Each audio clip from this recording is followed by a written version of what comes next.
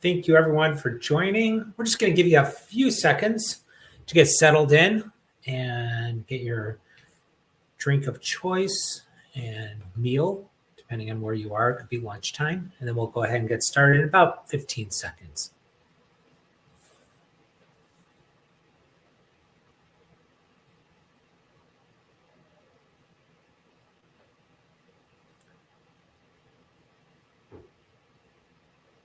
Okay, we'll go ahead and get started. First of all, thank you everyone for joining us this afternoon on this very timely discussion.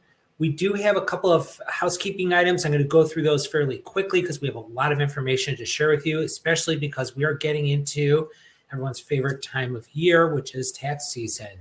So first of all, my name is Michael Wardy. I'm the Chief Revenue Officer here at Tri-Merit, where for over 19 years, we've been working with CPAs and their clients to help solve the question of, are your clients claiming R&D costs and energy incentives the right way? As far as housekeeping items, this is for a 1-hour CPE session. And with that, we will have 4 polling questions throughout the presentation. We do need you to answer at least 3 of the 4 and be online for at least 50 minutes in order to qualify for your CPE certificate, which we will send out after the session is complete.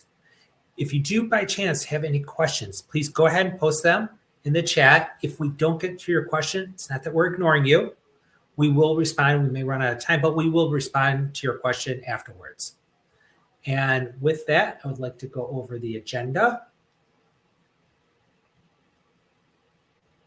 All right. So as you can see, we do have quite a bit that we're going to cover in the next 57, just under 58 minutes, going through hidden profits in plain sight, talking about employment incentives, flipping over to renewable energy, R&D tax credits, and transferable credits.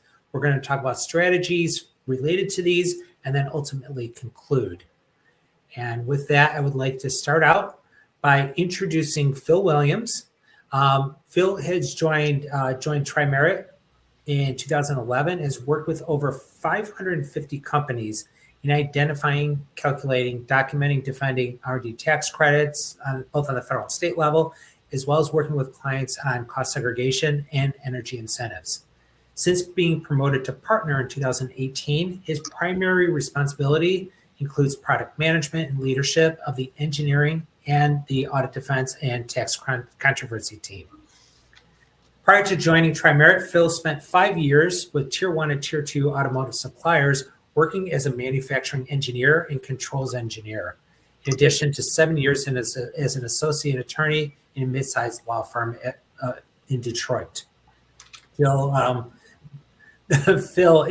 holds his Juris Doctor, specializing in intellectual property and communications law from Michigan State University, and a Bachelor's of Science in Mechanical Engineering from Kettering University in Flint, Michigan. Phil is a licensed attorney in the state of Michigan. Would also like to take this opportunity to introduce 2 other individuals that are presenting today. First, I will introduce Biz Williams. Biz is the Chief Revenue Officer at HR Logics. She has been there since 2023. Biz has been in the SaaS industry since 2011, where she began her career as a small business consultant, wow, it's a tongue twister, account executive at Snagajob, quickly moving up to mid-market and then to enterprise account executive roles. Elizabeth, everyone calls her Biz, created multiple partnerships with brands under the Rourke Capital umbrella and Papa John's, consulting with franchisees and corporate entities to strategize solutions specific to their business needs. Last but not least, I would like to take this opportunity to introduce Lee Enfeld. Lee is the Executive Vice President of Sales at Rise, powered by HR Logics, where he leads the growth and go-to-market strategy across complex tax credits and incentive programs. With more than 18 years of experience spanning sales and operations, Lee focuses on building trusted client relationships and delivering incentive strategies aligned with business objectives. He partners closely with finance, tax, and HR teams to help organizations maximize tax benefits and achieve measurable results. Thank you, everyone, for joining. We can go ahead to the next slide. I'm gonna take this one and then I'll turn it over. So a little bit about Tri-Merit.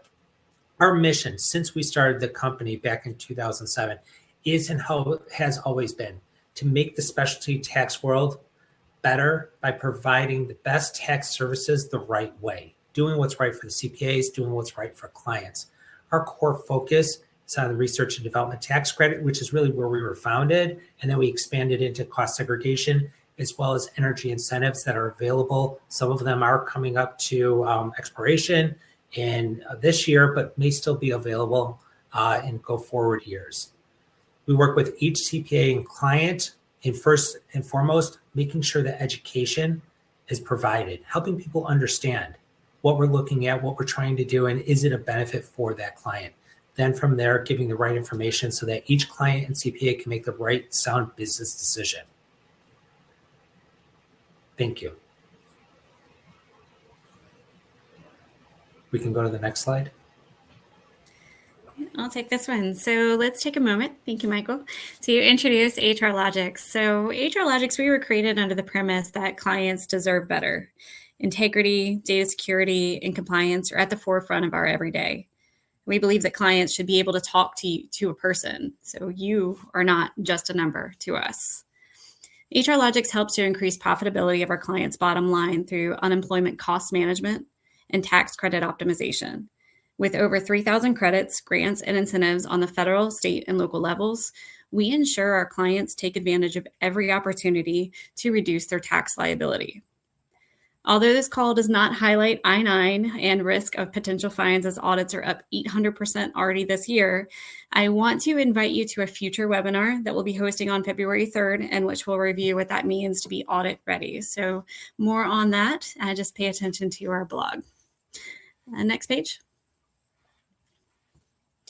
We already went through our introduction, so we can just skip right on past this, but I have worked in the HR tech industry for over 15 years, specializing in time of hire and post-hire, co-founded Rise, and have some more platforms under my belt that will be coming to fruition. But through my tenure, I've supported thousands of clients from small business to Fortune 100 companies and everyone in between. So believing that everybody deserves an equal shot at ways to save their business money. Next slide. So when looking at ways to increase revenue, many companies will look at how to optimize their current processes, increase sales, or lower headcount. We've seen in the news a lot of layoffs coming to fruition. So in this presentation today, we're going to review other ways that could improve EBITDA faster with less disruption on the business. These include employment credits, location-based credits, FICA for restaurants and now the beauty industry, state incentives, unemployment tax, energy, and R&D. Upon completion of the webinar, you should have a better understanding of measurable and underutilized benefits that could drive a seven-figure impact for yours or your client's business. Next. Poll question. Michael, do you want to read it off? Sorry about that. Yes, I was looking for the mute button. Do you feel confident your tax team preparer or yourself can identify every tax credit opportunity? Yes, I'm in the know. Yeah, maybe. Want to make sure I'm in the know. Maybe not. I know the bare minimums, or no. Tell me your ways. And the polling questions are rolling in and bouncing around. Well, he jumped up real fast for one of these. I won't sway the answers yet. Maybe another 30 seconds. I think we've only got half the responses so far, so I want to make sure that everybody gets those responses in. Mm-hmm. And again, make sure in order to qualify for the 1 hour CPE, you do need to answer 3 out of the 4 polling questions. All right, last chance to press that button. There's no wrong answer here, guys. That is what I love about these polling questions. Yeah. It looks like we're probably as far in as what you're going to get. So overwhelmingly, B, yes, maybe, want to make sure I'm in the know. So if you answered that question, you're not alone. A couple of you answered no, you don't know anything, and that's quite all right too. So, and then I think there was just a couple of people that also answered yes, they're in the know. But I think that what we've seen from many presentations like this is that as we go along, I hope that regardless of what you answered, you'll be able to find some value in learning something that you might not have known previously. Let's go into the next slide. All right, unemployment, everybody's favorite subject, right behind tax. So we're going to start with what many don't know. So unemployment tax is your only controllable tax. And I'm going to say that one more time. This is your only controllable tax in which you have the power to increase or lower your rates. The more unemployment benefits charged by the state, that will equal a higher tax rate. Fewer benefits equal lower tax rate. Next slide. So having strong documentation and claims practices will help prevent unnecessary charges. So for example, on average, only 20% of protestable claims are protested. So let's put that into more dollars and cents for all of our finance people on the call today. For every $1 claim paid, it will equal $1.39 in future tax liability. So inaccurate or improper disbursement of UI benefits can lead to significant financial repercussions for the employer, which may far exceed the initial benefit paid over time. When state agencies issue unemployment insurance benefit charges, there is a common assumption that they're accurate. However, in many cases, states have departments that lack communication. I mean, big shocker here, right? People don't communicate with one another in the government. I can't understand that.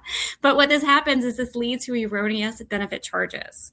So HRLogix UCM is a third-party administrator, otherwise known as a TPA, specializes in tracking and managing the entire process, ensuring timely responses and reducing administrative burden, all while giving employers real-time visibility into every claim.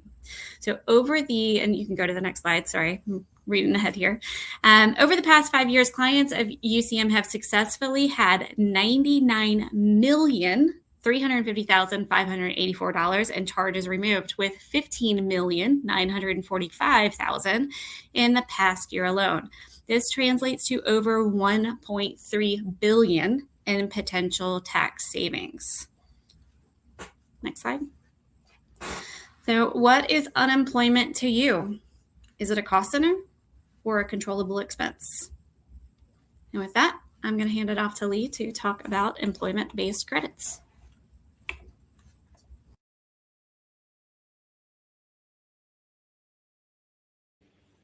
All right, I'm off mute now. A little technical difficulty. Good afternoon. Thank you for your time today. We're going to dive into some opportunities on the tax credit side. As you can see here, we have a few common tax credits here highlighted. Work opportunity tax credit. Everybody's probably heard of that or heard rumors of that.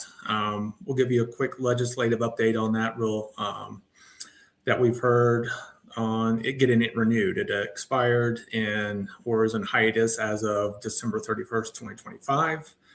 Over the last 4 or 5 months, ongoing discussions have been taking place with House and Senate leadership regarding a potential extension of the Work Opportunity Tax Credit, or WOTC, as we say. We have lots of acronyms we like to talk in tax. In November, Representative Smucker introduced an updated version of the WOTC extension legislation, which includes several meaningful enhancements to the program, meaning they are looking at adding different benefits and categories to the subject. More dollars to capture. Hopefully that passes. While WOTC continues to benefit from a broad bipartisan support, we know how legislation works up on the Hill. The primary challenge remains the absence of viable legislative pathway right now. Excuse me. If these provisions are not included in the final government funding package currently under consideration, the timeline for the passage is unknown until another suitable pathway emerges. Needs to be attached to a funding bill, in other words. Senate was in recess last week, creating a compressed window this week for a busy week on the Hill to advance the resolution bill. So it'll be interesting to see if that leaves WOTC. it could fit into the bill. If not, the next legislative pathway and what you could see happening, getting the potential second reconciliation bill towards the start of the second quarter. A few points here with WOTC. It's on a timeline basis. It's an ongoing or prospective credit. So if you currently take WOTC or you're thinking about implementing a WOTC program, it's still good to do so. You can still stack credits while it's in hiatus, and then there'll be a catch-up period later in the year when it's passed, meaning if you don't take the opportunity to capture those benefits or opportunities, you miss out on them. There's a 28-day window where upon application and onboarding of the new employee, if they fall into a WOTC category, that you can still capture those credits, stack them until the state workforce agencies come back and start processing those credits again. So you don't lose anything. The only loss you have is if you're not going to continue the WOTC practice or you're not starting that. So it'll come back. It'll be a little gap or lag as the states catch up on processing those credits for you. But with our clients, we're always telling them to keep screening, keep the process going, that your credits are being calculated and put on the side until WOTC is renewed. Okay, we have FICA tips credits. I think we mentioned that earlier on. And we have 2 FICA tips credits. I don't know how they got in there. That's supposed to be state credits. So regional incentives that reduce payroll and expense net margin. What that means is that's more of a job or regional pathway to capture hiring or growth credits. Some of that can be monetized. If you soak up all your state liabilities, some of those can be transferable and or brought top line towards your payroll withholding. So it can be a cash event in certain states and certain regions. Usually HR overlooks credits, finance assumes that they're being made, and millions are left uncaptured. That's kind of that disparity or silo that Biz was talking about earlier, where everybody doesn't communicate across different spectrums. The CFO is usually the end user. They get a tax return to sign, but they actually don't know what's going on that return sometimes, or if they're capturing all the benefits. And then let's see, we'll go to the next slide, Michael. Thank you. So WOTC, let's dive into this a little bit. Things that happen in WOTC, things that we see with our clients in a hiring strategy. When you're going in and you're screening your employees or onboarding them as a new hire, some of the applications get denied. All right. So denial is you hire someone from a specific state, they answer the questions, they're on a certain type of government subsidy or getting help from the government.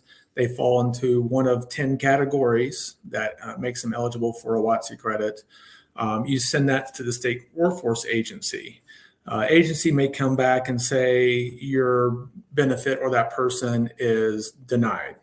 And that can be several items. It can be missing paperwork like your DD-214, a driver's license, a parolee card, if you will, if you hire felons. It can be late submissions. What we do on our end, and you should always ask your provider this, if you do get a denial, what are you doing about it? Is it tax credits lost, or are you going back and helping file another claim or reclaiming the credit under a different category, making sure that the applicant chose the right category, or are you doing the extra miles and effort to go back and help with paperwork submissions and complete that incomplete form to get that credit on the books for you? We all know that WOTC used to be a paper process. With technology and digital processing and screening these days, the capture up front should be a really good number. Where you really make your money on WOTC is on the back end when you're doing your due diligence, fighting these denials and making sure the paperwork gets to the state in a timely fashion. So make sure your provider is helping you out on the back end and not just taking the easy way out. I'm going to say easy way out. That sounds bad. But not just letting WOTC run itself, but really digging in and helping you capture those missing credits and going back and finding denials and getting the paperwork and form errors resubmitted to the state to capture those credits. Okay. WOTC is mainly for-profit companies. There is an exception if you hire say, a massive load of veterans, right? So there is, for nonprofits, if you hire a large amount of veterans, there is an opportunity to go and capture WOTC if you are a nonprofit. That would be the only exception. Okay. Anybody can qualify for WOTC pretty much out of that. The more churn and more people you hire, the better opportunity you have to capture people on a government subsidy, giving them an opportunity to work for you and increase your WOTC capture. Okay. Next slide. Okay. The complexity we see about WOTC. So everybody thinks WOTC kind of runs itself, but it has to be monitored. There's time constraints, there's fragmentation in most companies that may leave you with some compliance or exposure or some inaccuracies. So you want to have a provider that goes in and makes sure you have annual meetings, everything's decoded correctly, state guidelines are met, and you're communicating with the state workforce agencies. We're lucky that most of our WOTC submissions to the state are automated already and can quickly submit those to the state within the timelines, so you're not out of compliance on the 28-day window to get those submitted to the state workforce agencies. When those submissions come back to you, we combine that with payroll to help calculate the credits and the hours for WOTC, and then that's how you get your credit. So a couple of standards you have to meet for capturing a credit would be the first 120 hours gives you 25% of that benefit in that category upon which they qualified. If they work 400 hours, you can usually maximize that category and capture all the benefit for yourself. What we see today, those are usually between $2,400 per employee up to $9,600 if you're able to maximize the hours those employees work for you. But you have to meet at least 120 hours to capture 25% of their salary to get a benefit. So if you have a company that has a lot of churn, or you have like a 175, 200% turnover, you may say, how are we missing these people? It's usually because they're not completing the initial 120 hours to capture you a benefit. Okay. Next slide. All right, let's talk about empowerment zones. Let me do this real quick. So federal empowerment zones, of course, a federal tax credit. What the federal empowerment zone is a statutory incentive offered to companies, both existing and new, that satisfy the residence requirement. And we'll kind of dial in what is a residence requirement for this. Under the federal empowerment zone, an employer can claim up to 20% on a $15,000 of wages paid to employees. So the government always makes you do math. So for everybody here, that's up to $3,000 annual credit per eligible employee per year against 100% of federal tax liability. If you have the alternative minimum tax, a portion of that can be applied to. You can amend back to 3 years, and you can carry forward these credits up to 20 years. So if you are looking to be bought, sold, we see this sometimes with our clients, they may want to put a deferred tax asset on the book. So they look a little more attractive to companies if they want to get bought, right? You have these assets on here, that's going to help their tax bill out if they can use those. So it makes you a little more attractive to everybody. The key with the federal empowerment zone is all businesses within the federal empowerment zone are eligible. Employees that reside within a designated federal empowerment zone can generate a credit. So you have to live and work in that zone. Full-time, part-time employees qualify, and there's no minimum wage requirement for these, which is really nice. Businesses can receive the credit annually on all eligible employees if those above requirements are satisfied. So live and work in the zone, part-time, full-time. This is more of a, like I said, a location-based credit. So zones are mapped already. And so when we look at your location list to help see what you're eligible for, we run those through a lookup tool that we've created. And it tells us if you sit on those credits. So location is always key and first in our books when looking at credits and incentives. So that's a good one. Not many people know about it. They don't know if they sit in a zone.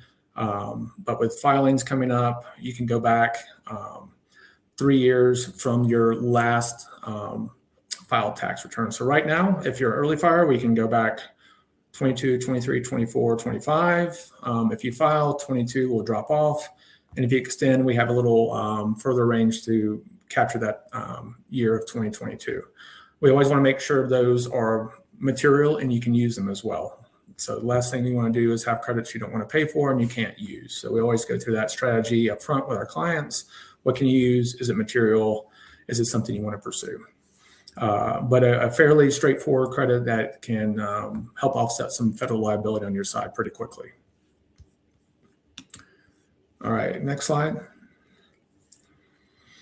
I'm gonna let Biz hop in here for a second. She has a great story on the FICA tip credit when starting our enterprise with Rise, and this is a credit that's often overlooked and can be a large benefit, and you should be taking it if you're able to. So I won't steal her thunder. I'll let her talk to this. Yeah, thanks, Lee. So if you're in the hospitality industry, food service, as well as now the beauty industry after the expansion of FICA with the Big Beautiful Bill last year, you should be looking at FICA. And a lot of companies assume that finance or their CPA, somebody's taking care of this. And for the most part, it's probably one of the more well-known credits, and generally they are taking advantage of it. However, I will say we came across an instance last year. So Lee had mentioned we do have the capability of mapping every single tax credit that a business could take advantage of based on where they have locations and the type of work that they're doing or investments that they're making. However, we had a customer last year that has 12,500 employees, so they are not small. They had another tax credit provider as well as a CPA. And we did our tax credit analysis, which is free to every business out there. And FICA came up because they are food and beverage. When we estimated or talked to them about what FICA was, he had no idea what it was and decided to go back to a CPA and other tax credit company and see if they were taking advantage of it. And they weren't. So we requested payroll from them, got together some numbers, and it equated to a $2.5 million tax credit that they were able to offset their past liability back 4 years because they had not processed at that time 2024 federal tax returns yet. It was pretty insane to say the least, but he was pretty upset. He was wondering why no one told him about it. And that's really why we're here. We want to make sure that every single tax credit opportunity that somebody could take, you're taking advantage of it and that you are in the know about it.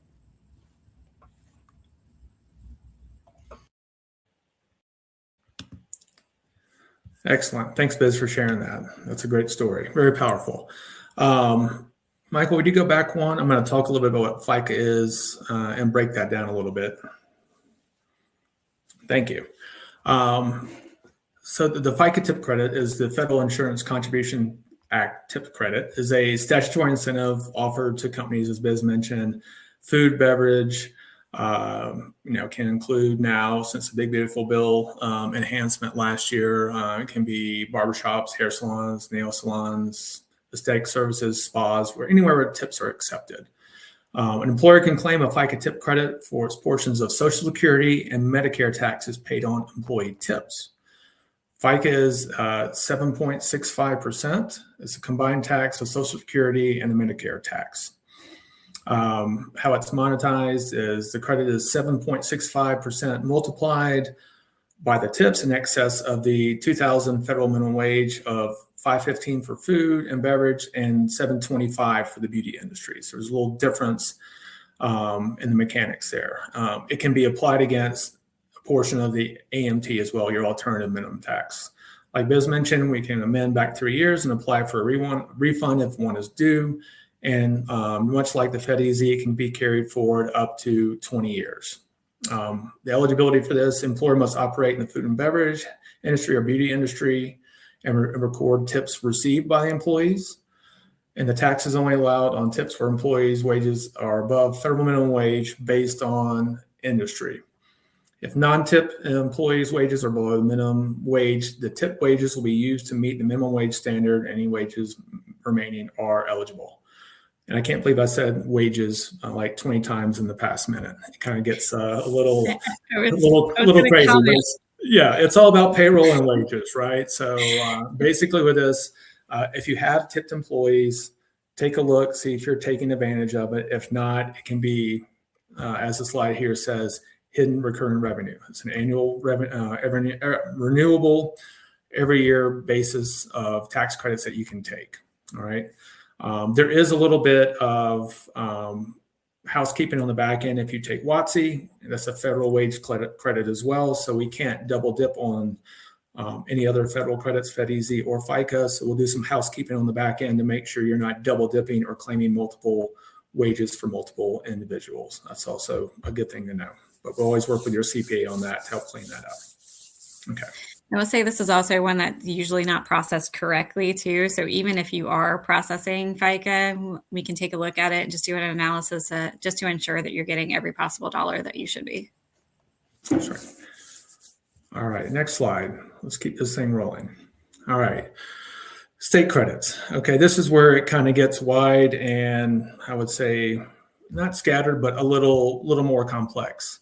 Each state usually has their own set of state tax credits. Unlike the federal credits, those are uniform. They're pretty straightforward. You follow a process. Each state is allowed to have their own incentives. Those can be job creation credits, training credits, film and digital media. There's relocation credits, property and sales tax abatements, et cetera, more on the negotiated side, right? If you're building out a new plant or facility or expansion, what we call those would be investment credits, right? You're spending money. So when we look at these across the 3,000 tax credits that sit in the space right now, each state's going to be different. So, federal and state, you can take both at the same time. They don't offset each other. But we always look at these as the main buckets of state credits that we can look at for you. Next slide.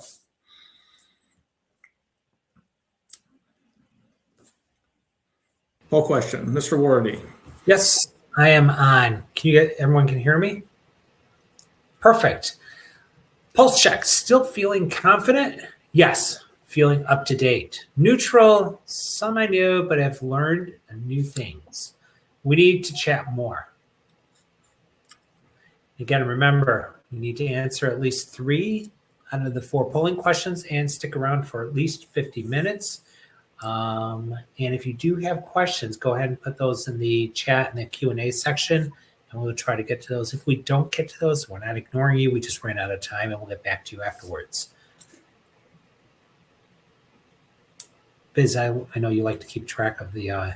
Yeah, we're almost at 100%. So, but I think we're close enough. I haven't seen another one roll in the last few seconds. So, good to see things shifted a little bit. So we went to more of a 50-50 between A and B. So feeling up to date now, but some things they knew and some things they learned. So good to hear.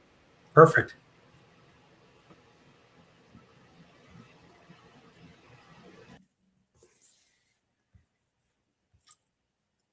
I think Phil is going to take this one over.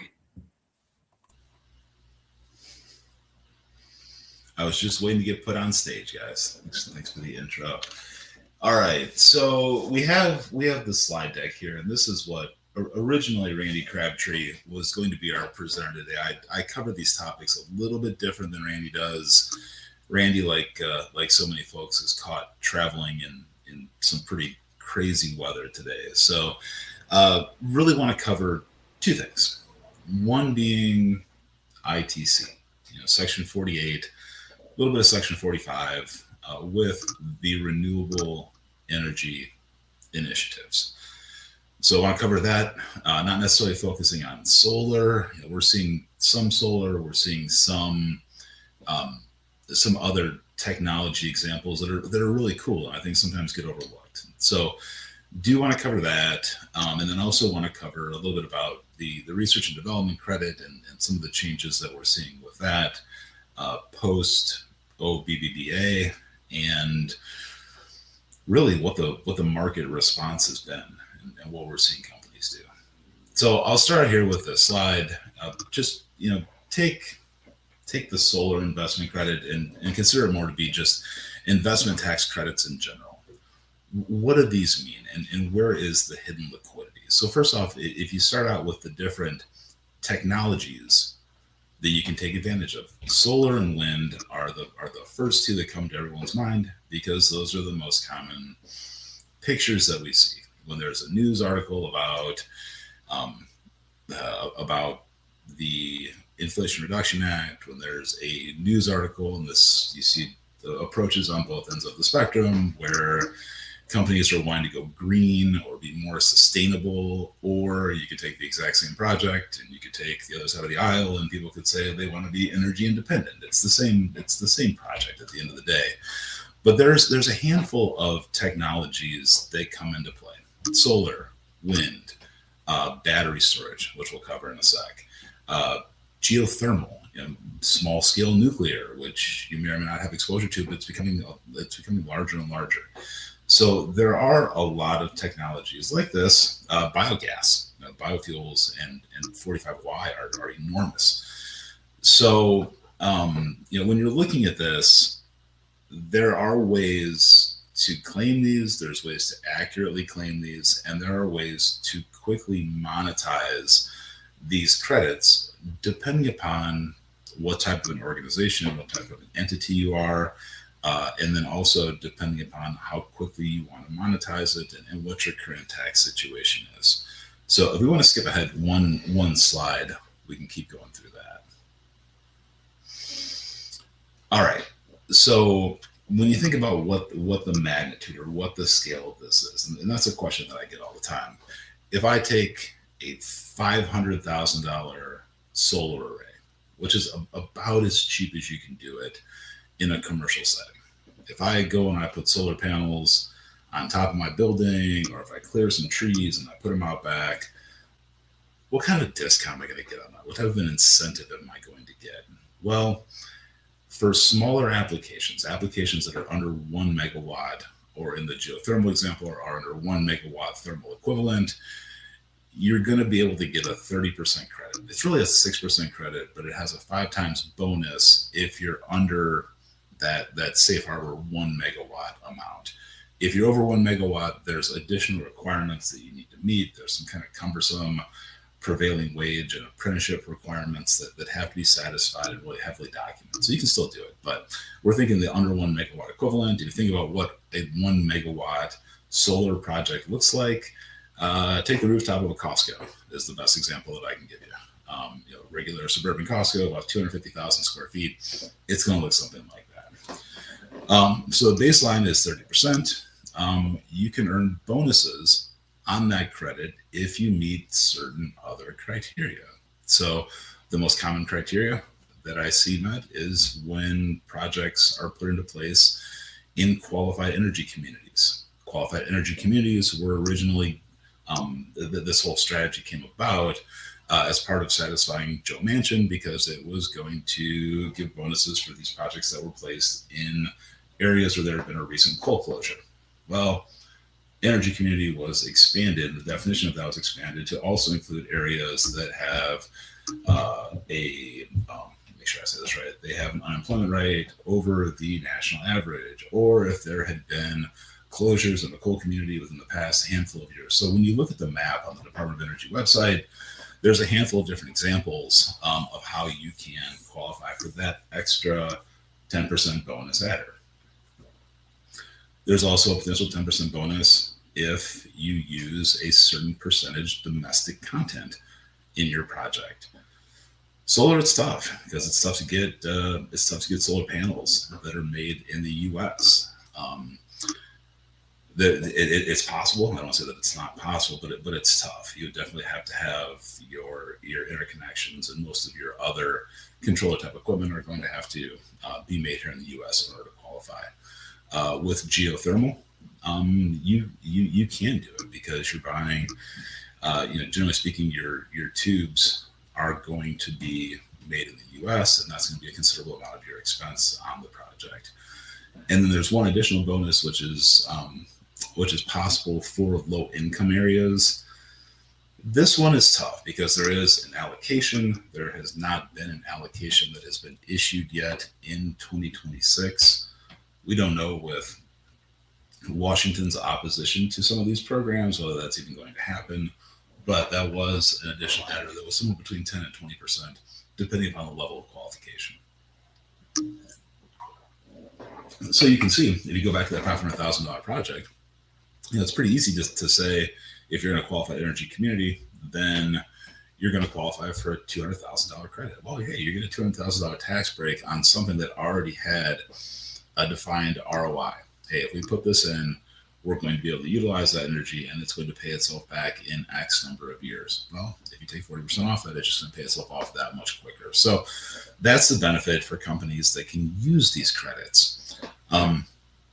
I'll talk about it. I'll talk about the other two ways that credits can be used, even though it's not really on this slide. I know there's a slide later on that talks about it, but it talks about one of the sort of tangent to this. So a couple ways that these can be monetized. And the first one, like I was explaining, if you have a tax bill, you can utilize this to offset your tax due. And just like any other Form 3800 general business credit, subject to the 25 and 25 rule, but you can utilize it that way. Another method is to use a Section 6418 transfer. And this is something that we're all going to see more of this year. It's been a building market and some people have had exposure to it, but there is a method and there is an IRS process for taking one of these credits and monetizing it by selling it for cash to another for-profit taxpayer. Excuse me. So in doing that, there are certain requirements that have to be met. You have to register them. It does have to take place during the tax year in which the credit is being claimed. So the tax year, or I'm sorry, within the year after, or 9 months after the original credit was claimed or placed in service. It does have to be purchased by either a C Corp or by an individual taxpayer or flow-through entity that has sufficient passive income to use the credit to offset. So flow-throughs kind of get boxed out unless they have that passive income. Again, that's on the buyer side. Anybody can sell a credit. So that's one option, 6418 transfers. It is an emerging market. We're building a platform around it in order to facilitate those transfers. So that's option one. Option two applies to not-for-profit taxpayers. So this was an area that when we jumped into this back in 2022, we didn't have a lot of opportunity to work with not-for-profits. But what we quickly found out was that those not-for-profits had some of the biggest need in claiming these credits. So it's given us the opportunity to work with school districts. It's given us the opportunity to work with boys and girls clubs around the US on getting these credits for systems that oftentimes they had in process even prior to knowing that they may be able to get a benefit from this. So it's been pretty cool to see. We had the opportunity to work with one of the largest hospital systems in the state of Minnesota that did a combined heat and power project. And I just saw an internal post on this, which is why it's kind of resonating in my memory. But it was a couple of weeks ago, they got their check back. This was a huge project. This was like a $90 million combined heat and power project that they were doing, but they actually got a physical check in the mail for $33 million, which kind of blew my mind. You don't hear getting checks that large very often. So there is good opportunity for that. So I think if we skip ahead, we hit, we don't quite hit a poll question yet, but go ahead and do one more slide. Battery storage. Battery storage is another one. So I mentioned geothermal. Battery storage is a big emerging source of these credits. So sometimes that's tied to solar, sometimes that's tied to wind, sometimes that's tied to the grid. But what it gives you is that the ability to shift load. It gives you the ability to have greater control and greater independence on the energy front. So you do see more and more CFOs that are looking at this and they're weighing their load options and they're saying, is this something that can be good for us? And just like that first slide that we went through, that battery storage, if you put it in place or if you place it in service, can be worth 30, 40, 50% worth of a tax credit. So let's go ahead one more slide and we'll do poll question number 3. And I'm actually going to mute for a second, grab a glass of water so I can stop stammering through this. All right, then I will speak slowly. Were you aware that there were changes to amortization in the Big Beautiful Bill in June of 2025? Yes, I feel confident I know the changes and what it means to us. Yes, but I still have questions on the qualifications and what qualifies. No, What changes? I like doing that with my voice inflection to show that, if there was a question, changes it up a little bit.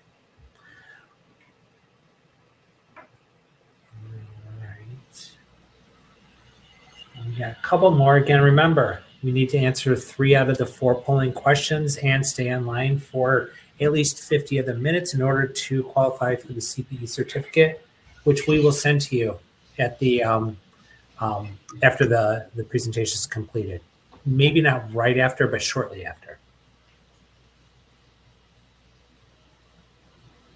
This is close to a 60-30. Just went up a little bit more. But close to a 60-30. So majority feeling confident they know the changes and what it means. However, the other 36% is they think they know, but still have questions. And fewer percentage, 4%, what changes?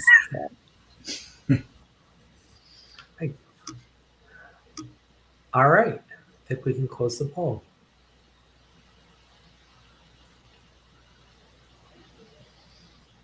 All right, so skipping ahead into the R&D credit, the biggest thing that happened here were the capitalization and amortization requirements changing from the Tax Cuts and Jobs Act requirements to the One Big Beautiful Bill Act requirements. So this was positive for 99% of the companies that we work with. The only thing that could have been better would have been if there was, if Congress had chosen to lift the foreign activity capitalization requirements. That is still hitting a lot of software dev firms that use developers overseas.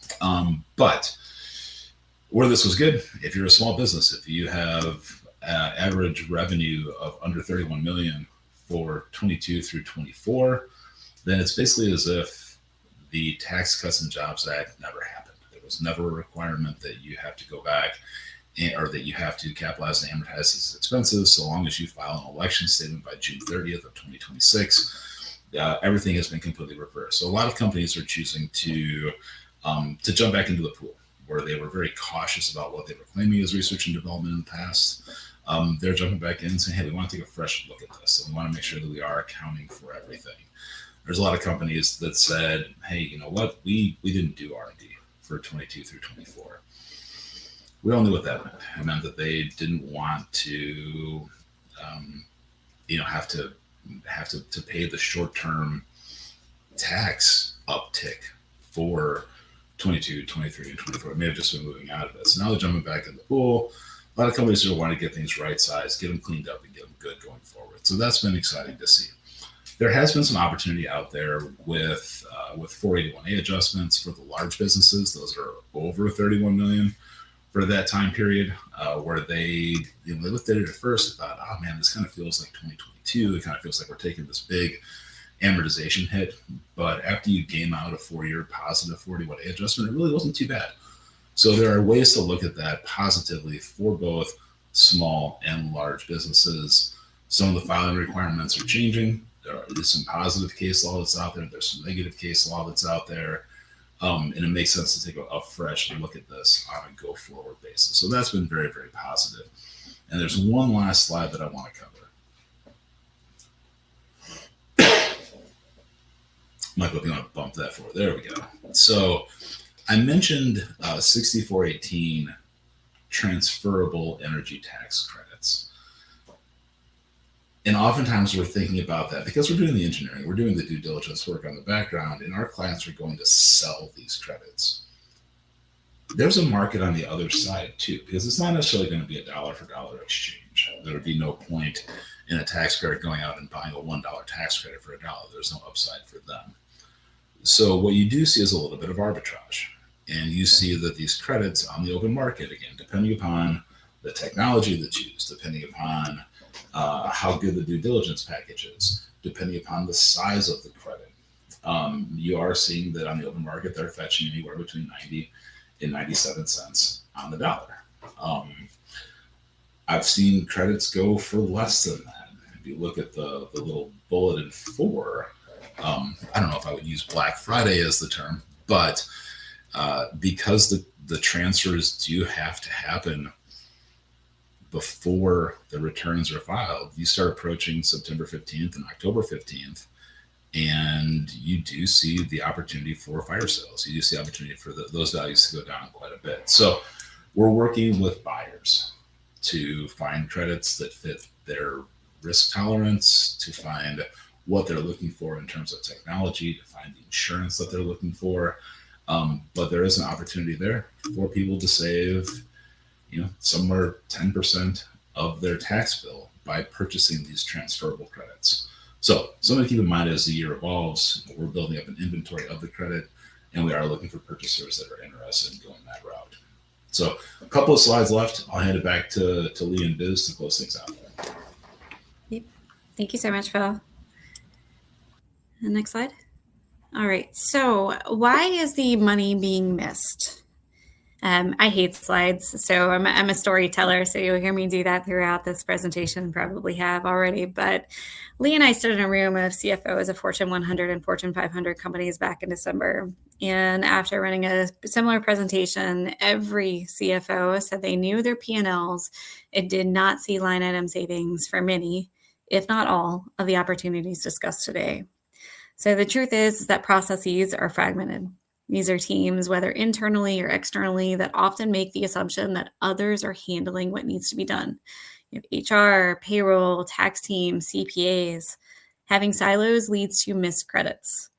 On top, there are new tax bills that come to life or expire annually. It's nearly impossible for the average CPA or business to keep up to date on complex new tax credit laws. So inadequate documentation could also prevent employers from optimizing the capture of credits. Next. So changing the CFO strategy will turn credits into predictable and strategic revenue, which will boost EBITDA without adding new sales or changing product or processes, while reducing complexity, preserves cash, and shapes investor messaging to utilizing credits as revenue streams versus one-off wins. Next slide. So we'll leave you with an action list. So let HRLogix map where you have facilities or locations or where your employees perform work. We can audit hiring credits across jurisdictions and identify immediate opportunities. We'll help you build cross-functional teams from payroll, HR, tax to optimize credits as profit, while ensuring you're stabilizing your tax rates. And with that, we have our last polling question. All right, so we have a polling question, and I think we have a minute or two to answer one of the questions that popped up. Would you like to schedule a call for an analysis on your company? Yes, I would like to connect with HRLogix. Yes, I would like to connect with Tri-Merit. Yes, I would like to connect with both HRLogix and Tri-Merit. Yes, I have other initiatives, but call me in a few weeks to schedule later. Responses are slowly coming in. And while we're getting these answers, I am going to pivot real quick. There was a question. There's a couple questions that came in, so I'm just going to ask the first one. Can you talk a bit more on the tax credit for HQ relocation incentives? Okay. Definitely. Sorry, I was trying to, the polling question. Oh, you can let that. That's the question that's out there. Yeah, so those are what we call negotiated credits. We usually work with what state or what location you're looking to, expand investment, or you want to build a facility. These run through the economic development arm of the state. So what we do is, where do you want to be? You'll be East Coast, West Coast. You need to be close to a port. What are you looking for? What are you looking to do? Your industry. Are you looking for communities that have colleges and good hiring and wages? There's all kinds of things that can go into your decision making where you'd like to put a plant or a facility down. So what we do is work with you to get an initial scope of what your objectives are, what that looks like, put you in a state that is business friendly, most importantly, if that works where you'd like to be. And then we can go to the state and work on your behalf to negotiate a package, right? That can be easements, abatements, that can be water, electricity, whatever you need to get going and started. And as you start to build and kind of meet the toll gates that are put forth, depending on what state, you can help monetize those credits, whether it's hiring, investment, growth, whether it's a headquarters credit in some states. So it's kind of your world will help you map it, and then we can work with you to get the best location possible and the best package. And then we help with compliance on the back end. So with any facilities that you want to bring forth, there's always compliance piece on the back end to make sure that you are fulfilling those obligations that you put forth in your initial proposal. We've had some of those like Foxconn and some other or Boeing back in the day that were giving tens of millions of dollars or $100 million and it didn't really work out with the state, and they exited. So states have kind of gotten a little more strict or compliance or risk on their part, right? So make sure that you uphold what you're going to do and what you say you're going to do. There is flexibility within each state. Things, timelines change, dollars change, investments change, plans change. But states are happy to work with companies that are going to bring tax revenue and jobs to their community. So we can help you with that as well. Perfect. Thank you for that. And then there was another question that came up. I'm reading through the whole dialogue, but basically the question is, if we hadn't claimed the WOTC credit for employees back in 25, can we still grab that? I think you guys answered that, but I'm not quite sure. Yeah, so WOTC is prospective or ongoing, right? So there's no retro opportunity to go back and capture credits. If you do take WOTC now, there is a 1-year carryback on the tax for those credits and a carry forward. But once you've hired those people, we can't go back and screen them. There's a 28-day window from job offer that we have to get that information to the state to be compliant. So it's an ongoing credit, if you will, or perspective, just going forward. Unlike FedEZ and the FICA, you can go back and capture those retro opportunities if you haven't. Perfect. All right, last one, and then we could wrap up. Was not a question, but it was a shout out to Lee. Lee, nice background. Go Dogs. There you go. So that was recorded. Yes. Thank you, everyone, for joining. We appreciate it, and we will follow up with the CPE certificates. And for those that are looking for some additional information, we'll reach back out to you and help you understand and have better information as you're going through and vetting out these multiple incentives that are available to you and to your clients. Enjoy the rest of your day. And for those that are in cooler areas, which is most of the country, stay warm. Be well, everyone.